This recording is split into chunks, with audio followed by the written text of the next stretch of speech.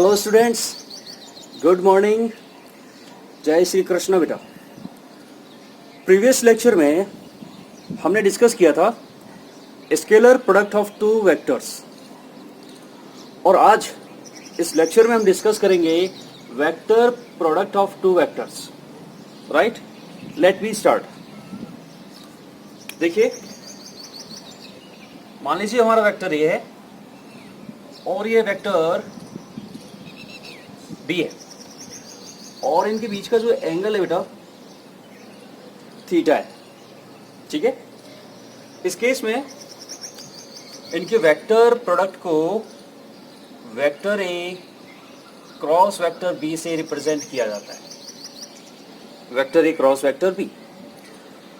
Scalar product को represent किया था vector A dot vector B, और इस डॉट की वजह से इसी को कहा जाता है डॉट प्रोडक्ट।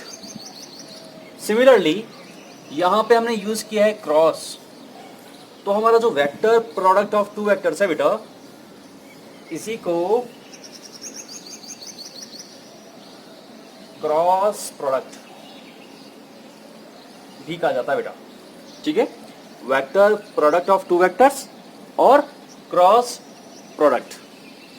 और इसकी जो वैल्यू आएगी बेटा, वो आएगी वेक्टर ए का magnitude of vector B sine theta N cap. This vector product of two vector A and B denoted as a cross b, and value is magnitude of a magnitude of vector b sin theta n cap। बेटा a dot b के अंदर magnitude a magnitude b cos theta, ये value एक scalar quantity थी। Right, similarly magnitude a magnitude b sin theta, ये जो value आ रही है बेटा, ये वैल्यू भी एक स्केलर क्वांटिटी है। ठीक है, बट ये जो एन कैप है बेटा, कैप मीन्स यूनिट वेक्टर। आई कैप, जे कैप, के cap, A cap, any vector पे अगर कैप लग रखा है बेटा, तो वो कैप वाली वैल्यू हमारा यूनिट वेक्टर रहता है। तो ये जो हमारा वेक्टर है बेटा एन कैप, ये यूनिट वेक्टर है बेटा, यूनिट वेक्टर। और ये कैसा यूनिट वेक्टर है? This N cap is perpendicular to vector A and also perpendicular to vector B.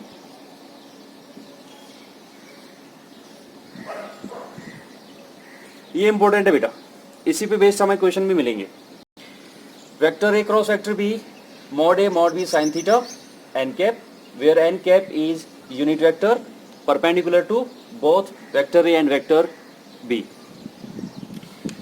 अब यहां पे जो इसकी वैल्यू है बेटा, ये डिपेंड कर रही है साइन थीटा, थीटा की वैल्यू पे। अगर हमारे इस थीटा की वैल्यू बेटा 0 डिग्री और 180 डिग्री हो जाए, 0 और 180, या फिर हमारे इस थीटा की वैल्यू 90 डिग्री हो जाए, इन केस को हमें डिस्कस करना है। थीटा की वैल्यू बेटा जब 0 और 180 डिग्री होगा, इसका मतलब ये हुआ कि जो वेक्टर है हमारे पैरेलल वेक्टर है। राइट, तो इस केस में हमारा a क्रॉस b कितना आएगा बेटा? सोचिए, साइन 0 की वैल्यू साइन 180 की वैल्यू 0 होती है, सो ये कंप्लीट वैल्यू कितनी हो जाएगी? 0 हो जाएगी। तो a क्रॉस b की वैल्यू आएगी बेटा यहां से 0, और ये जो केस है बेटा, ये केस है vector a is parallel to vector b। तो इससे ये रिजल्ट मिल रहा है बेटा, when vector a parallel vector b, then their cross product will be 0। अच्छा, वेक्टर जब पैरेलल होंगे बेटा, तो उनका क्रॉस प्रोडक्ट 0 आएगा। इससे ये कंक्लूजन भी निकलता है कि अगर किसी वेक्टर का खुद से ही मल्टीप्लाई हो रहा है, क्रॉस प्रोडक्ट हो रहा है बेटा, है ना, vector A cross vector A, तो ये भी डेफिनेटली कितना आना चाहिए बेटा, 0 आना चाहिए। बिकॉज कोई भी वेक्टर जो होता है वो खुद के साथ में एंगल बनाता है 0 डिग्री का बेटा, ठीक है, ओके। अगर हम बात करें इस केस की, थीटा की वैल्यू जब 90 डिग्री लेंगे बेटा, उस केस में क्या होगा, A cross B equal mod A mod B sign 90 की वैल्यू 1 एन कैप, तो ये आएगा बेटा magnitude of A magnitude B N cap, ये वैल्यू आएगी बेटा। और जो वेक्टर के बीच का एंगल 90 डिग्री है, इसका मतलब वेक्टर कैसे है बेटा,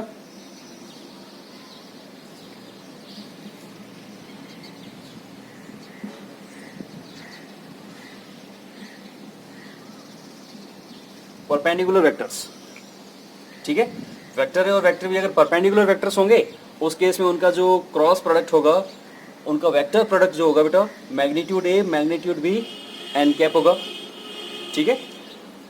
अच्छा, अगर हम इस यूनिट वेक्टर की बात करें बेटा, तो देखिए अगर ये हमारा वेक्टर ए है और ये हमारा वेक्टर बी है, तो बेटा इससे जो ये प्लेन बनेगा बेटा, इस प्लेन के परपेंडिकुलर जो वेक्टर रहेगा उसी वेक्टर के अलोंग ये एन कैप रहेगा बेटा, ठीक है। वेक्टर एन कैप जो है बेटा यूनिट वेक्टर है और वो उन दोनों वेक्टर के परपेंडिकुलर होता है जिनका हम क्रॉस प्रोडक्ट कर रहे हैं बेटा, ठीक है। अब देखिए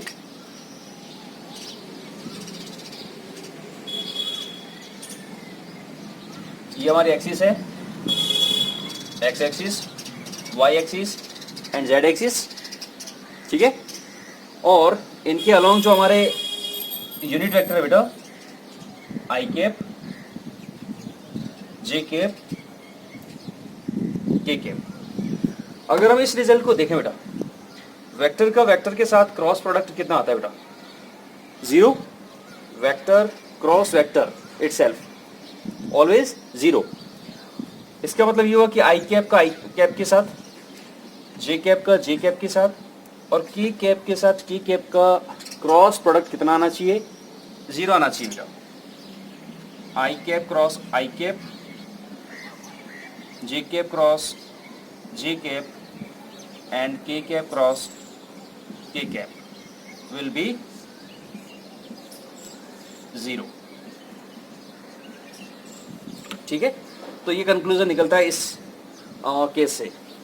अगर हम बात करें इस केस की बेटा, थीटा की वैल्यू जब 90 होगी, आई और जे और के और के आई, इनके बीच का एंगल थीटा कितना होता है, 90 होता है। तो आई क्रॉस जे की बात करें अगर बेटा, I cross J, A cross B कितना आना चाहिए, magnitude of I magnitude of J sine 90 N cap. किसी भी यूनिट वेक्टर का जो मैग्नीट्यूड होता है बेटा वो हमेशा एक होता है, सिंगल 1 होता है। तो ये 1 बन जाएगा, ये भी 1 बन जाएगा, 1 इंटू 1 1, साइन 90 की वैल्यू भी 1। सो ये कंप्लीट 90 से तक का वैल्यू जो है ना 1 हो गया बेटा। तो ये आ रहा है 1 into N cap, N cap. अब यहाँ पे ये जो एन कैप है बेटा वो इस वेक्टर आई और इस वेक्टर जे के परपेंडिकुलर यूनिट वेक्टर है। एन कैप जो होता है वो इन दोनों वेक्टर के परपेंडिकुलर यूनिट वेक्टर होता है। इसका मतलब ये जो एन कैप है वो आई और जे दोनों के परपेंडिकुलर यूनिट वेक्टर है। तो आई और जे दोनों के परपेंडिकुलर यूनिट वेक्टर कौन होता है, के कैप होता है। तो इसका जो रिजल्ट आएगा बेटा वो आएगा के कैप। और इस कॉन्सेप्ट को समझने के लिए आप इसको समझ लो, इस तरह से एक सर्कल बना लो, आई जे के। अगर हम क्लॉकवाइज चलेंगे बेटा, आई क्रॉस जे तो हमें रिजल्ट मिलेगा के, जे क्रॉस के रिजल्ट मिलेगा आई कैप, और के क्रॉस आई, के क्रॉस आई रिजल्ट मिलेगा बेटा जे कैप। ठीक है। लेकिन अगर हम डायरेक्शन को ऑपोजिट लेते हैं, एंटी क्लॉकवाइज लेते हैं बेटा, उस केस में क्या होगा, जे क्रॉस आई माइनस का के कैप, के क्रॉस जे माइनस का आई कैप और आई क्रॉस के माइनस का जी कैप बेटा। ये ध्यान रखिए, क्योंकि हम जानते हैं बेटा ए क्रॉस बी की value minus B cross A होती है, तो आई क्रॉस जे की वैल्यू अगर क्या आएगी तो जे क्रॉस आई की वैल्यू क्या आएगी, माइनस की आएगी। ठीक है, तो इसको आप एक बार समझ के और नोट कर लीजिए। वेक्टर प्रोडक्ट को इस तरह से रिप्रेजेंट किया जाता है, A cross B mod A mod B sine theta N cap. ये इंपॉर्टेंट है, एन कैप जो है यूनिट वेक्टर होता है और किसके अलोंग होता है, किसके परपेंडिकुलर होता है बेटा, ये परपेंडिकुलर होता है उन वेक्टर्स के जिनका हम क्रॉस प्रोडक्ट कर रहे हैं। थीटा की वैल्यू 0 और 180 के केस में वेक्टर्स पैरेलल होंगे और पैरेलल वेक्टर का क्रॉस प्रोडक्ट कितना होता है बेटा, 0 होता है। इसका मतलब कोई भी वेक्टर अगर खुद से मल्टीप्लाई हो रहा है, खुद से वेक्टर प्रोडक्ट हो रहा है, क्रॉस प्रोडक्ट हो रहा है, उस केस में उसकी वैल्यू आएगी 0। और इसी को लिंक करते हुए आई क्रॉस आई, जे क्रॉस जे, के क्रॉस के की वैल्यू 0 आती है बेटा। एंड अगर वेक्टर्स 90 डिग्री पे है बेटा, परपेंडिकुलर वेक्टर्स है, तो उनके लिए उनका क्रॉस प्रोडक्ट जो है वो mod A mod B N के पाएगा। और इसी से लिंक करके हमने ये समझा कि आई क्रॉस जे के होता है, जे क्रॉस के आई होता है, के क्रॉस आई जे होता है।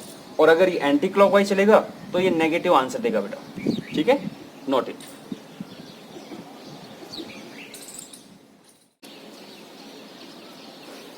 आगे डिस्कस करते हैं बेटा, जब हमारे वेक्टर्स कंपोनेंट फॉर्म में होते हैं बेटा,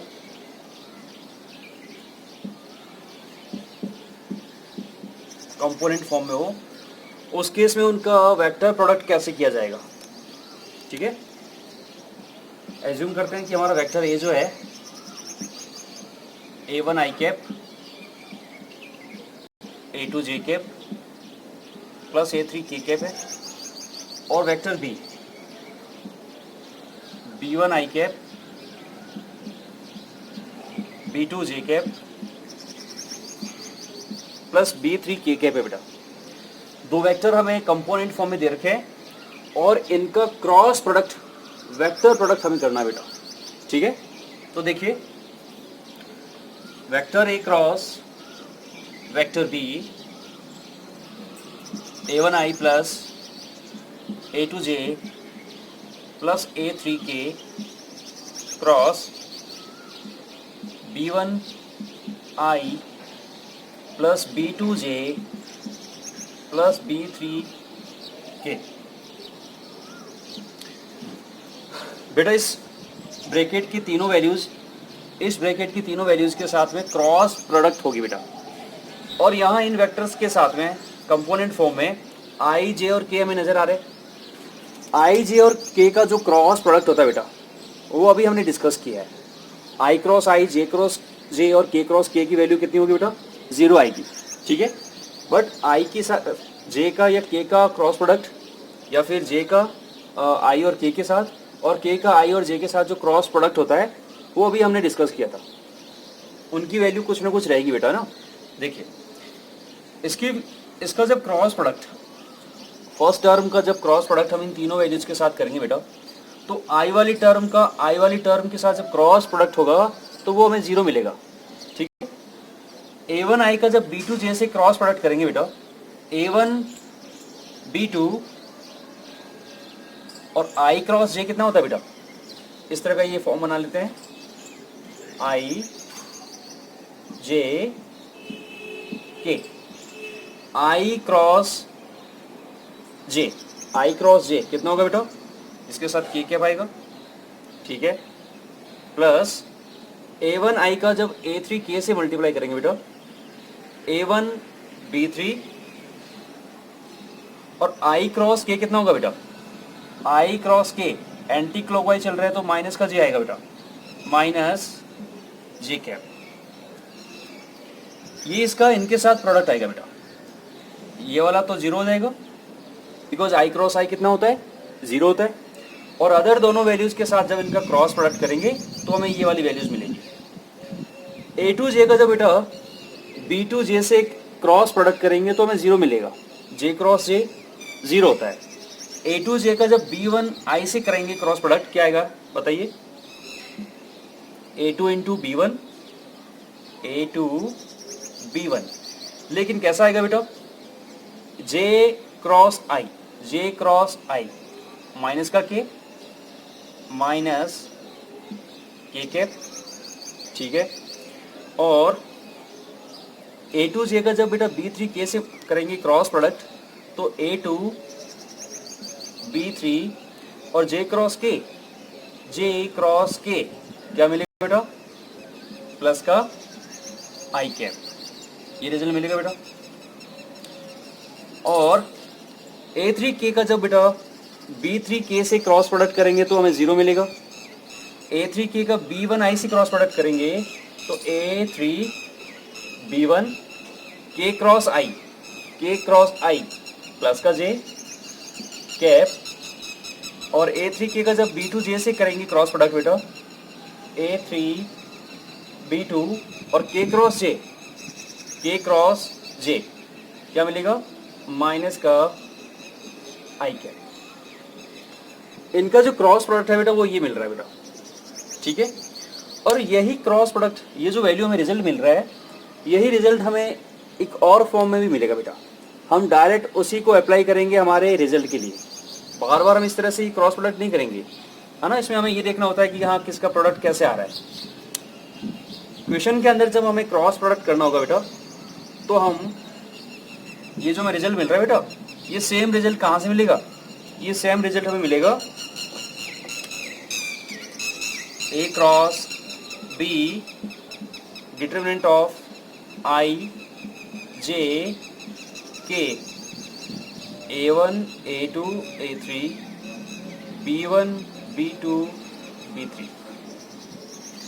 अगर हमें वेक्टर ए और वेक्टर बी का क्रॉस प्रोडक्ट करना है बेटा तो आई जे के वेक्टर ए की कंपोनेंट, वेक्टर बी की कंपोनेंट और इस डिटरमिनेंट का हम रिजल्ट निकाल लेंगे बेटा, ठीक है। इसका रिजल्ट कैसे निकलता है वो देखिए। आई ब्रैकेट, अब देखिए आपने आई को यूज किया है तो आई वाली जो लाइन है बेटा इसको छोड़ दीजिए, तो हमारे पास ये 1 2 3 4 टर्म्स रहेंगी। तो A two into B three, A two B three minus A three B two, A three B two. ये हमने इस आई को यूज किया बेटा। आई के बाद हम यूज करेंगे जे को, और जब इस जे को यूज करेंगे तो यहाँ माइनस लगाएंगे बेटा, अल्टरनेट चलना है, प्लस माइनस जे ब्रैकेट। जब जे को यूज करेंगे बेटा, जब जे को यूज करेंगे तो जे वाली लाइन और इस लाइन को भी छोड़ दीजिए और इसको भी छोड़ दीजिए बेटा। तो कौन सी टर्म बचेगी, 1 2 3 4। तो इनका प्रोडक्ट कैसे होगा, a1 b3 minus a3 b1 plus का k कैप ब्रैकेट। और जब k को यूज करेंगे बेटा तो k वाली लाइन को और इस लाइन को भी छोड़ देंगे, तो ये टर्म्स बचेगी हमारे पास, a1 b2 minus a2 b1। तो ये रिजल्ट मिलेगा बेटा। जब भी हमें दो वेक्टर कंपोनेंट फॉर्म में दे रखे हो,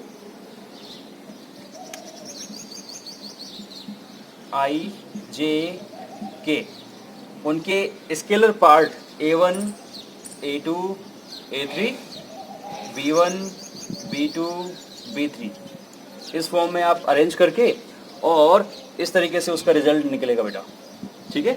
इसको आप नोट कीजिए, इसी पे बेस्ड एक क्वेश्चन करते हैं, नोट इट। ये क्वेश्चन है बेटा हमारा, find value of this vector cross this vector. दो वेक्टर हमें कंपोनेंट फॉर्म में दे रखे हैं और इनका क्रॉस प्रोडक्ट जो है हमें करना है बेटा, ठीक है। तो first let A vector is 2i minus 3j plus 4k, and vector B 3i plus 4j minus 4k. Now A cross B कैसे आएगा बेटा? I J K, vector A की कंपोनेंट पार्ट लिखिए बेटा, 2 माइनस 3 4, 2 माइनस 3 4, वेक्टर बी की component part 3 4 minus 4, 3 4 minus 4, ठीक है। अब देखिए वेरी फर्स्ट आई कैप ब्रैकेट, बेटा ये जो इस तरह से ये जो लाइन है ना, ये रो है बेटा, रो, और इनको कॉलम कहते हैं बेटा। तो जब आई को हम यूज कर रहे हैं तो आई वाली रो और उसकी कॉलम को छोड़ दीजिए, तो जो हमारे पास रिमेनिंग पार्ट रहेगा वो ये रहेंगे बेटा, ये 4 नंबर -3 4 4 -4, और इन 4 नंबर का मल्टीप्लाई कैसे आएगा? आपको फर्स्ट की ओर से स्टार्ट करना है, -3 इंटू -4, -3 इंटू -4, ठीक है। इनका मल्टीप्लाई माइनस इनका मल्टीप्लाई बेटा, 4 मल्टीप्लाई 4, ये आई के साथ हो गया, minus J cap, plus minus plus use करना है, और जे को जब यूज करेंगे बेटा तो जे वाली रो और जे वाली कॉलम को आप हटा दीजिए, तो हमारे पास जो नंबर बचेंगे बेटा 1 2 3 4 बचेंगे। तो 2 into -4, 2 into -4 minus 4 into 3 plus के कैप, और जब के को यूज करेंगे बेटा तो के वाली रो और कॉलम को छोड़ दीजिए, तो ये नंबर बचेंगे। तो 2 4 जा 8 माइनस 3 इंटू -3 है ना बेटा, 3 मल्टीप्लाई -3, ये हो जाएगा। सिंप्लीफाई करते हैं इसको, आई कैप ये हो जाएगा बेटा -4 इंटू -3 12 -16, जे कैप -8 -12 प्लस के कैप 8 प्लस 3 3 जा 9, ठीक है। तो फाइनल रिजल्ट रहेगा हमारा बेटा माइनस के 4i, ये हो जाएगी माइनस के 20 और प्लस के 20 जे कैप, और प्लस का 8 और 9 17 के कैप, ये हमारा आंसर आएगा बेटा। तो वेक्टर जब हम कंपोनेंट फॉर्म में दे रखे हो ना बेटा, तो इस तरीके से अरेंज करते हैं पहले, और इस तरह से प्रोडक्ट करके हम उसका रिजल्ट निकालेंगे, ठीक है। Note it. नेक्स्ट हम डिस्कस करेंगे बेटा geometrical interpretation of vector product. Scalar product के लिए भी हमने उसके ज्योमेट्रिकल इंटरप्रिटेशन को समझा था बेटा, और प्रोजेक्शन का जो कॉन्सेप्ट था वो वहां से हमें समझ में आया। वेक्टर प्रोडक्ट के लिए ज्योमेट्रिकल इंटरप्रिटेशन क्या होता है उसको समझिए बेटा। ये वेक्टर है बेटा, वेक्टर ए, और ये सेकंड वेक्टर है हमारा वेक्टर बी, और इन वेक्टर से एक पैरेललोग्राम को कंस्ट्रक्ट किया हमने बेटा, ठीक है। और इन वेक्टर के बीच का जो एंगल है थीटा है, ओके। तो बेटा यहां से जो ए क्रॉस बी होगा, A cross B mod A mod B sine theta N cap होगा, ठीक है। तो अगर हम इसे ए ओ ए सी बी नाम से रिप्रेजेंट करें बेटा, तो ये जो ए वेक्टर है हमारा, इसका मैग्नीट्यूड हो जाएगा ओ ए का लेंथ, और ओ बी वेक्टर का जो मैग्नीट्यूड है बेटा मोड बी, वो हो जाएगा इस ओ बी का लेंथ।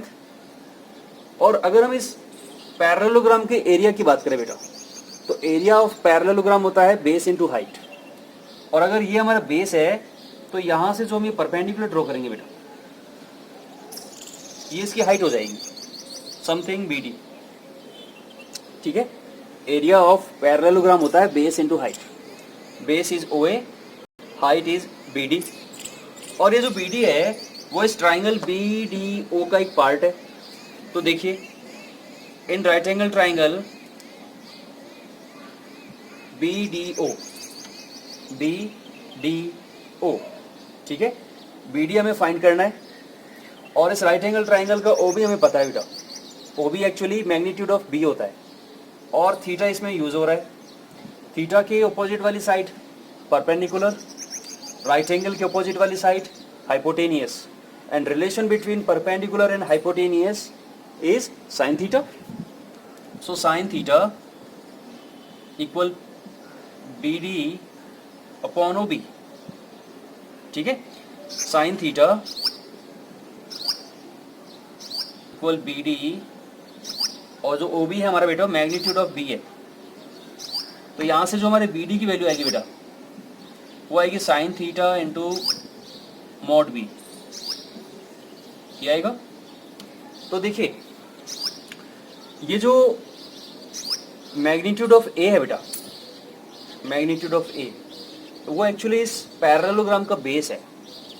और ये जो मैग्नीट्यूड B साइन थीटा है बेटा, मैग्नीट्यूड B साइन थीटा, वो इस पैरेललोग्राम का हाइट है ना, परपेंडिकुलर है। इसका मतलब ये हुआ कि magnitude A base into magnitude B sine theta, height base into height, इस पैरेललोग्राम का एरिया बन जाएगा। लेकिन इसके साथ में अभी कौन है बेटा, n कैप आया हुआ है। ठीक है, तो इस n कैप को यहाँ से रिमूव करने के लिए हमने दोनों तरफ जो है मैग्नीट्यूड ले लिया बेटा। तो इसका हो जाएगा A cross B magnitude, already magnitude आया हुआ है इसका, इसका भी है साइन थीटा। और n कैप का मैग्नीट्यूड कितना हो जाएगा बेटा, बताइए। किसी भी यूनिट वेक्टर का मैग्नीट्यूड 1 होता है बेटा। तो अब ये जो बेटा, ये जो है मैग्नीट्यूड ऑफ A, ये एक्चुअली OA है। और मोड B साइन थीटा जो है वो हमारा BD है। और ये एरिया ऑफ पैरेललोग्राम OACB है बेटा। तो यहां से ये कंक्लूजन निकला कि A क्रॉस B, जो कि वेक्टर A और वेक्टर B का क्रॉस प्रोडक्ट है, वेक्टर प्रोडक्ट है, अगर हम उसका मैग्नीट्यूड ले ले बेटा, तो वही मैग्नीट्यूड वेक्टर A और वेक्टर B को एडजेसेंट साइड्स की फॉर्म में रिप्रेजेंट करने वाले पैरेललोग्राम का क्या होगा, एरिया होगा बेटा। ठीक है, तो इसका मतलब ये हुआ कि अगर हम लिख दें x vector cross y vector, और हम इसका एक मैग्नीट्यूड ले लें बेटा, तो ये किसको रिप्रेजेंट करेगा, ये रिप्रेजेंट करेगा एक ऐसे पैरेललोग्राम के एरिया को जिसकी एडजेसेंट साइड जो है वो वेक्टर x और वेक्टर y को रिप्रेजेंट करती है। समझ में आ रही बात। तो ये वेक्टर प्रोडक्ट का ज्योमेट्रिकल मीनिंग है बेटा। ठीक है, इसको आप नोट कीजिए। इसी पे बेस्ड इक्वेशन करते हैं।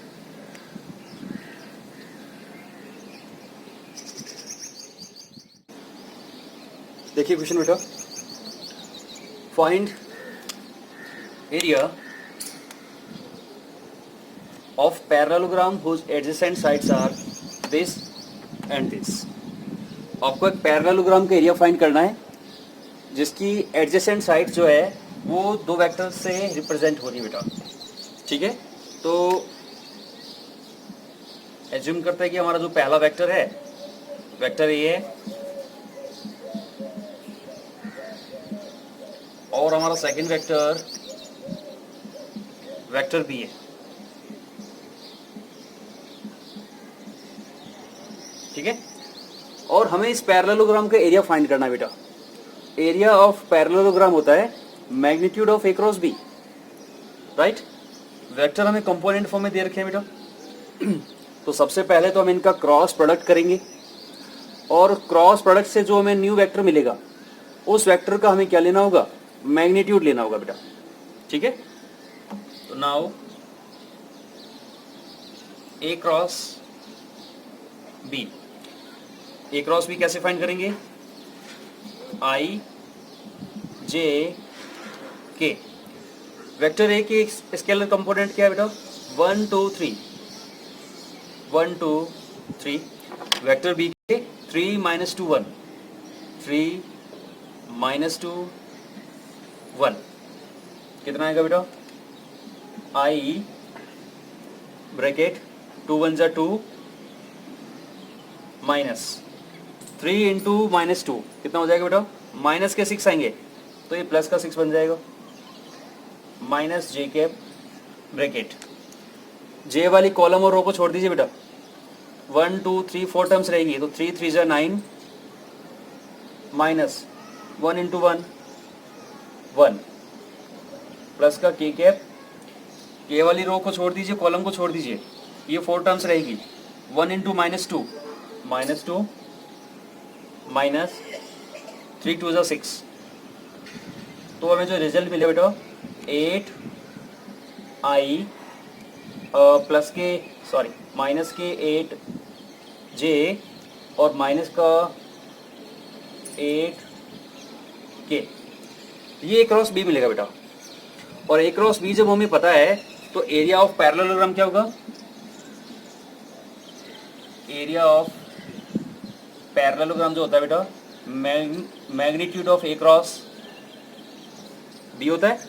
और किसी भी वेक्टर का मैग्नीट्यूड कैसे फाइंड किया जाता है बताइए, किसी भी वेक्टर का मैग्नीट्यूड कैसे फाइंड किया जाता है, root of coefficient of I square plus coefficient of J square plus coefficient of square of coefficient of K. तो यहाँ पे 8 का हो जाएगा 8 का स्क्वायर माइनस 8 का स्क्वायर माइनस 8 का स्क्वायर, ठीक है। तो ये बन जाएगा रूट, बेटा ये 8 का स्क्वायर, ये भी 8 का स्क्वायर और ये भी 8 का स्क्वायर एक्चुअली। तो यहाँ से 8 का स्क्वायर जो है ना वो कॉमन ले लीजिए और ब्रैकेट में रहेगा 1 + 1 + 1 3।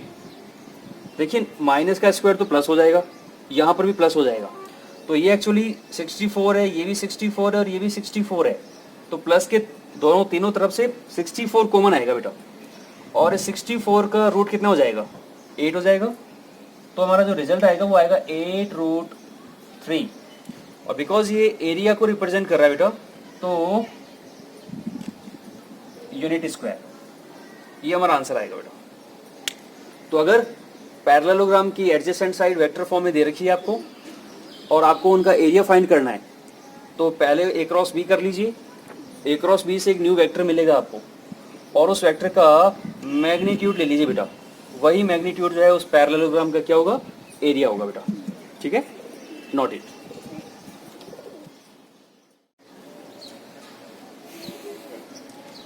बेटा नेक्स्ट हम डिस्कस करेंगे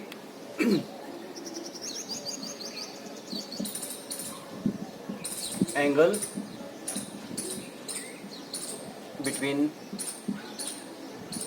टू वेक्टर्स, ठीक है, एंगल बिटवीन टू वेक्टर्स। देखिए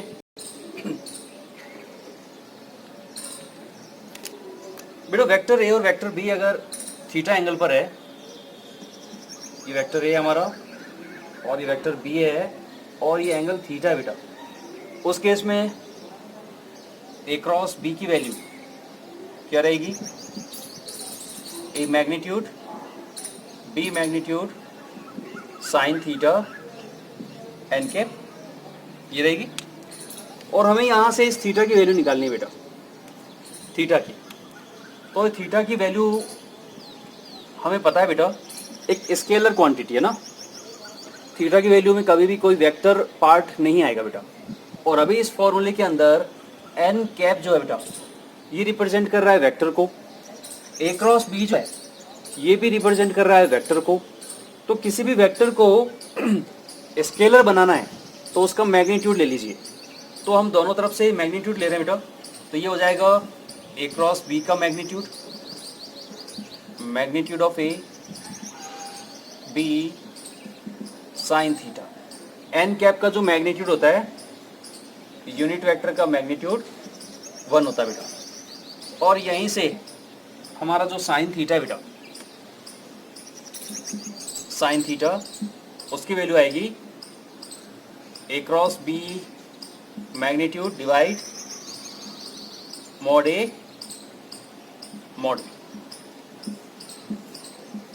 तो ये फॉर्मूला जो है इससे हम थीटा की वैल्यू निकालेंगे बेटा।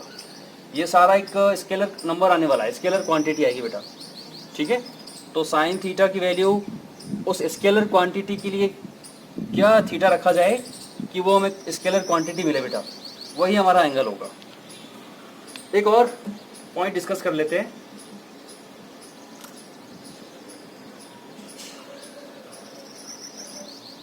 यूनिट वेक्टर जो हमारा एन कैप है बेटा, इसकी वैल्यूज कैसे फाइंड करेंगे वो देखिए।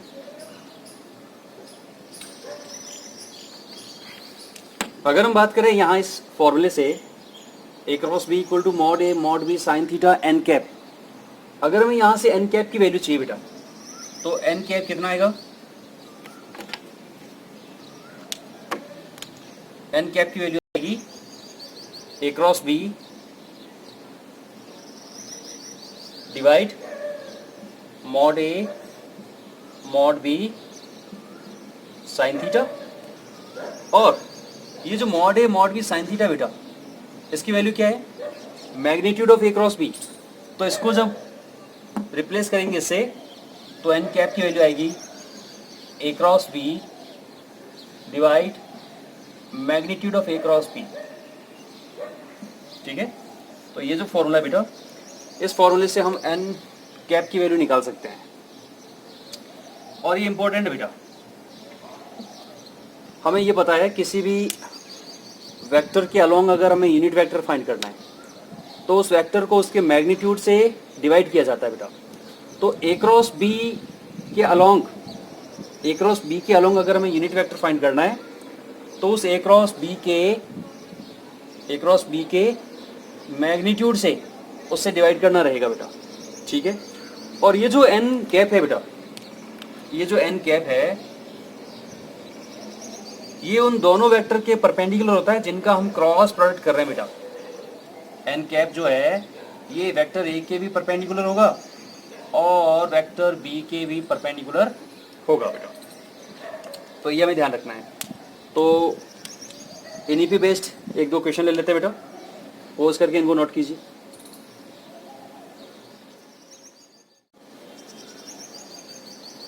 Question number 3, find a vector of magnitude 6 which is perpendicular to both the vectors this and this। बेटा दो वेक्टर हमें दे रखे हैं, वेक्टर ए और वेक्टर बी मान लेते हैं इनको, और इन दोनों वेक्टर के परपेंडिकुलर हमें एक वेक्टर चाहिए 6 मैग्नीट्यूड का बेटा। तो दो वेक्टर के परपेंडिकुलर जो वेक्टर होता है बेटा, वो वेक्टर एन कैप जो हमने निकाला था उसी का एक मल्टीपल होगा बेटा, क्योंकि जो एन कैप होता है वो दोनों वेक्टर के परपेंडिकुलर यूनिट वेक्टर होगा, उसका मैग्नीट्यूड 1 होगा बेटा। और अगर हम उस एन कैप को 6 से मल्टीप्लाई कर देंगे तो वो 6 मैग्नीट्यूड का एक वेक्टर बनेगा जो इन दोनों वेक्टर के परपेंडिकुलर होगा। देखिए, let vector A is 2i minus j plus 2k and vector b 4i minus j plus k, ठीक है। ये हमारे वेक्टर ए और बी है और हमें इनके परपेंडिकुलर पहले तो एन कैप जो हमारा यूनिट वेक्टर है वो निकालेंगे और फिर हम उसको 6 से मल्टीप्लाई कर देंगे बेटा। और यूनिट वेक्टर की जो फॉर्मूला होता है वो होता है vector A cross vector B, उसको डिवाइड करना होता है उनके मैग्नीट्यूड से बेटा। तो सबसे पहले तो हमें इनका क्रॉस प्रोडक्ट निकालना पड़ेगा बेटा, A cross B I J के 2 -1 2 4 -1 3 2 माइनस 1 और 2 तो वेक्टर ए के स्केलर पार्ट है, और 4 माइनस 1 और 3 वेक्टर बी के पार्ट है बेटा। ठीक है, तो देखिए आई ब्रैकेट, आई के ब्रैकेट में क्या रहेगा, -1 इंटू 3 -3 माइनस 2 मल्टीप्लाई -1 -2, तो ये बन जाएगा प्लस का 2। जे, जे के ब्रैकेट में बेटा 2 3 जा 6 माइनस 2 4 जा 8 प्लस के ब्रैकेट में 2 3 जा 6 माइनस 4 2 जा 8 माइनस का आई माइनस के 2 प्लस के 2j माइनस के 2k। तो बेटा यहाँ से हमारा जो a क्रॉस b आ रहा है वो हमें मिल रहा है माइनस का आई कैप प्लस के 2j और माइनस का 2k। और अगर a क्रॉस b की वैल्यू हमारे पास है तो इसका मैग्नीट्यूड भी निकाल लेते हैं। सो a क्रॉस b का जो मैग्नीट्यूड निकलेगा रूट -1 स्क्वायर 2 स्क्वायर -2 स्क्वायर, कितना हो जाएगा रूट में 2 स्क्वायर 4 2 स्क्वायर 4 -1 स्क्वायर 1 4 4 1 9 हो जाएगा बेटा, और ये हो जाएगा आपका 3। ए क्रॉस बी हमें पता है और उसका मैग्नीट्यूड भी पता है बेटा, देयरफॉर एन कैप कितना हो जाएगा, A cross B divide A cross B का मैग्नीट्यूड, तो 1/3 bracket minus I plus 2j minus 2k। ये जो वेक्टर मिल रहा है बेटा ये यूनिट वेक्टर है, unit vector perpendicular to the both vector a and b। So therefore vector of magnitude 6, vector of magnitude 6 है ना, vector of magnitude 6 which perpendicular to vector A and vector B, दोनों vector के perpendicular बेटा, तो वो हो जाएगा 6 into N cap, और 6 इंटू एन कैप कितना हो जाएगा बेटा, 6 इंटू 1/3 ब्रैकेट माइनस ए प्लस 2j माइनस 2k 2। तो फाइनल जो हमारा आंसर आएगा वो आएगा माइनस का 2i प्लस के 4j माइनस के 4k क्या, ये वेक्टर आएगा बेटा। ठीक है, तो स्केलर प्रोडक्ट के अंदर भी ऐसा क्वेश्चन था बेटा, वहां पे क्वेश्चन आ रहा था किसी वेक्टर के अलोंग आपको एक मैग्नीट्यूड का वेक्टर चाहिए था बेटा, तो वहां हम वेक्टर ए के अलोंग पहले वेक्टर ए का यूनिट वेक्टर निकालते थे बेटा। कौन से फॉर्मूले से, किसी भी वेक्टर के अलोंग अगर यूनिट वेक्टर फाइंड करना है तो उस वेक्टर को उसके मैग्नीट्यूड से डिवाइड किया जाता है। ठीक है, तो वहाँ वेक्टर को वेक्टर के मैग्नीट्यूड से डिवाइड किया जाता था, तो हमें वेक्टर ए कैप मिलता था यूनिट वेक्टर, और उसको जितने मैग्नीट्यूड का वेक्टर चाहिए उससे मल्टीप्लाई करते थे। यहाँ पर ऐसे वेक्टर की डिमांड की जा रही है जो कि परपेंडिकुलर हो बेटा, ये ध्यान रखना, ये दोनों में डिफरेंस है एक्चुअली। तो परपेंडिकुलर अगर वेक्टर चाहिए तो पहले इन दोनों वेक्टर का क्रॉस प्रोडक्ट कर लीजिए और उसको उसके मैग्नीट्यूड से डिवाइड कर लीजिए, तो हमें मिलेगा यूनिट वेक्टर एन कैप, जो कि वेक्टर ए और वेक्टर बी के परपेंडिकुलर होता है बेटा। और फिर जितने मैग्नीट्यूड का वेक्टर चाहिए इस एन कैप को उससे मल्टीप्लाई कर लीजिए और उससे हमारा फाइनल रिजल्ट आएगा बेटा। Note it.